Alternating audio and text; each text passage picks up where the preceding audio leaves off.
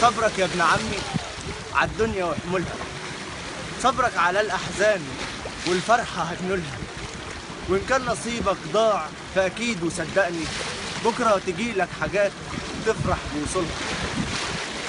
الحزن زي سحاب ماشي ومش دايم، وانت عندك إيمان وكلك عزايم، والفرح ما بيجيش إلا من بعد حزن، والدنيا ما تمطرش إلا في جو غايم. الدنيا قدامك، الدنيا قدامك كملها ما تخافش، مين يعني عاش فيها ومن الحزن ده ما شافش. الدنيا يوم ورا يوم عيشهم بقلب سليم، ولين مع الأيام أرجوك ما تنشفش.